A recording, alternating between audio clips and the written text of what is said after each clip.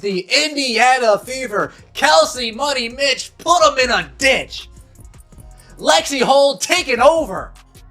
Ari McDonald and her farm giving me assists, giving me steals. 5 assists for Ari McDonald. Oh yeah, we're ready. We are ready. The Indiana Fever beat the Washington Mystics in the first game of the Commissioner's Cup, 85-70. The Washington Mystics likely believed they had crushed the Indiana Fever's spirit after a dominant preseason performance against Sophie Cunningham and a convincing win on May 28th. With Caitlin Clark sidelined by injury, many assumed the Fever were finished and counted them out entirely. You just getting your first win after a 3-game losing streak. How did it feel? I mean, I'm just proud of our group for staying with it. Obviously, we can't control injuries, we can't control any of that, but I think we had 2 really good practices this week, and to be able to come out and get a win after that, I'm just proud of us for fighting, and also just really proud of Ari for coming out and providing just some incredible minutes, 27 minutes, and she was ready. She stayed ready, and we needed every single one of those, and just really proud. But here's what the Mystics didn't see coming.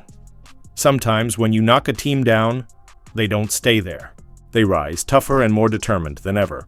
On June 3rd, with their backs against the wall and their star player still out, the Indiana Fever came back swinging and delivered one of the most satisfying comeback wins you'll ever witness. Show your support for the team by commenting, "I've got the Fever," below. Let's go. Indiana Fever lose to a young Washington Mystics team, 83-77. Look lost without Caitlin. What really made this latest win so sweet? Let's rewind to the last time these two teams met. Picture this. The Washington Mystics walked into CFG Bank Arena and handed the Fever a tough 83-77 loss, but it wasn't just the score that hurt. It was the way it all went down. The Mystics played with an air of overconfidence, treating Indiana like a team that didn't belong on the same court. Their attitude seemed to say, "We run this." That's what made the Fever's comeback even more satisfying. And that's Kiki Arafin, and I got to tell you, here we go with the smiling like you've done. I don't get it. This is the worst part of the WNBA. It is. But the disrespect didn't start with that game. It began long before. Remember what happened to Sophie Cunningham during the preseason? The Mystics targeted her, treating her like she didn't belong. They pushed her around and played like the Fever were just there for their amusement. That kind of behavior set the tone for everything that followed. And the Fever didn't forget. This was a absolute embarrassment. An embarrassing performance from the Indiana Fever. Then came the moment that changed everything. Caitlin Clark went down with a left quad strain on May 26th against the New York Liberty. The basketball world didn't hesitate. The headlines may as well have written the Fever's season off right then and there. 2 weeks without their superstar, maybe more. Doubt flooded in from every direction, and things quickly got worse. Without Clark, Indiana couldn't catch a break. First, the Liberty defeated them. Then on May 28th, the Mystics handed them a humbling loss. Just days later, the Connecticut Sun added to the misery on May 31st, 3 straight defeats, and through it all, the same narrative echoed everywhere. The Fever are nothing without Caitlin Clark.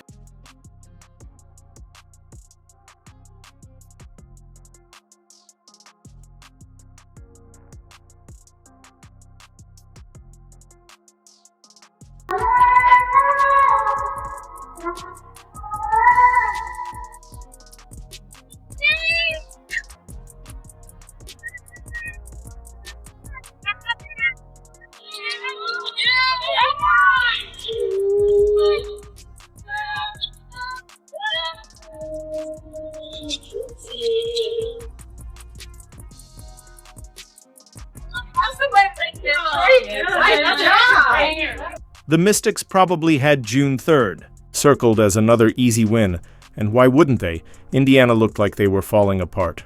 Their star player sat on the bench in street clothes, and the team seemed lost, overwhelmed, and outmatched every time they hit the floor. but that's exactly what made it the perfect setup for a statement. Washington came in expecting another walkover, the same struggling squad they had handled just days earlier. They saw a wounded opponent and assumed they were in for an easy night. What they didn't see coming was the fire quietly building behind the scenes. While critics wrote them off, the Fever weren't breaking down. They were regrouping. They used those tough days to refocus, to grow, and to prepare for the moment they'd get their chance to answer back. And on June 3rd, they made sure the Mystics felt every ounce of that built-up resolve and every bit of the respect they had been denied. First four, Washington has rattled off 8 in a row.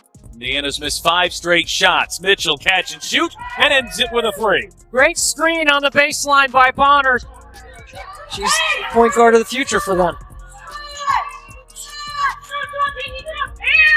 Mitchell turns the corner, gets inside, and lays it in. Good Mitchell. I'm telling you, Pat, what am I going to say about Mitchell? The Mystics probably had June 3rd circled as another easy win. And why wouldn't they? Indiana looked like they were falling apart. Their star player sat on the bench in street clothes, and the team seemed lost, overwhelmed, and outmatched every time they hit the floor. But that's exactly what made it. The perfect setup for a statement. Washington came in expecting another walkover. The same struggling squad they had handled just days earlier. They saw a wounded opponent and assumed they were in for an easy night. What they didn't see coming was the fire quietly building behind the scenes. Heil critics wrote them off. The Fever weren't breaking down. They were regrouping. They used those tough days to refocus, to grow, and to prepare for the moment they'd get their chance to answer back. And on June 3rd, they made sure the Mystics felt every ounce of that built-up resolve, and every bit of the respect they had been denied. All of that comes into play, and Indiana's done a nice job feeding the post. Mitchell off the screen, finds some space. Oh, it's a much-needed 3. McDonald trying to use that Boston screen. McDonald inside, Mitchell hangs, lays it in, and a foul! Kelsey Mitchell trying to put the finishing touches on this one.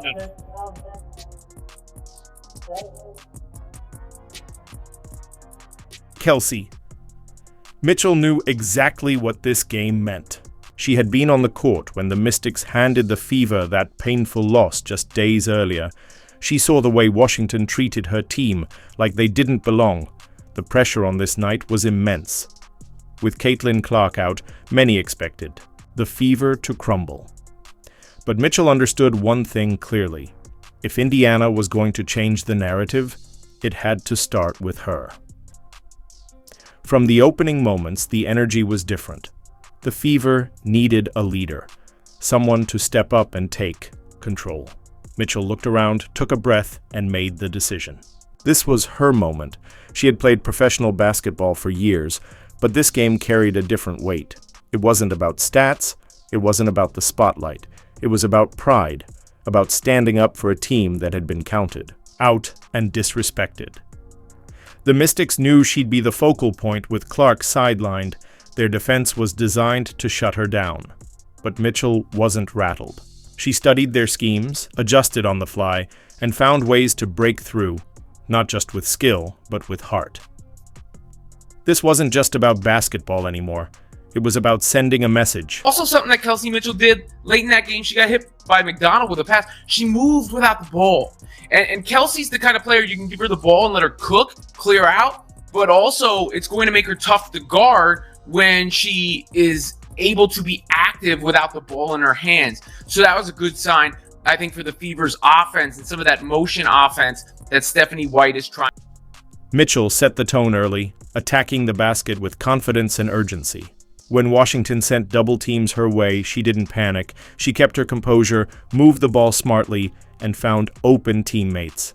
Then came the three-point barrage. Her shooting from beyond the arc turned lethal. Shot after shot dropped through the net as the Mystics scrambled to adjust. No matter what defensive looks they threw at her, Mitchell had an answer. She wasn't just playing, she was controlling the game. Kelsey Money Mitch, oh yeah. Take us home, Kels.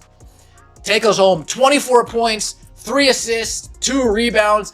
It feels good to be coming here to you after this. Lexie Hull has just been terrific this season. She is shooting the ball at an unbelievable clip. Talk about drawing fouls. Talk about energy. Talk about plus minus not being a deceiving stat. That is the case with Lexie Hull, who's plus 19 in this game, and it feels completely accurate, right? I mean, she's shooting 57% from three on the season going in, 52% from the field. I believe that's going in as well, but regardless, you get the point. Shooting the ball. 4 assists. Lexie Hull, taking it off the dribble. Taking it off the dribble. Reverse layup. Lexie Hull, what got into you today, Lexie? What got into you in that third quarter? Holy smokes. Lexie Hull. Folks, dude, Lexie Hull taking Sonia Citrone off the dribble. Yeah, she's like that. Lexie Hull, reverse layup. Okay, Lexie, go on with your bad self. Go on with your bad self. Problem when Clark goes down, and then Colson goes down, and then obviously Cunningham goes down to the point where even without Clark, they didn't really have much of a capable backup, and then the backup goes down. By the way, shout out to Sydney Colson, who actually played well in this game. Really banged up, taking it on the chin for the Fever. That's another thing that McDonald did well also, is put her body on the line. You know, she doesn't have a guaranteed spot, so you got to give her respect. Let's not leave out Ari McDonald. 2 for 7, 1 for 5 from 3. Maybe not shoot threes, but Ari McDonald, 5 assists, 0 turnovers. Welcome to Indiana, Ari. Welcome to 3 steals. One of them was a steal and score. Folks, you know what they say, first impressions mean everything. And Ari McDonald, first impression, I'm calling up Ronald right now. I'm calling up Ronald McDonald right now. I need a Mick Steals meal.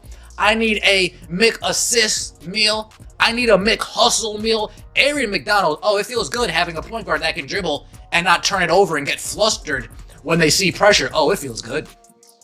It feels good.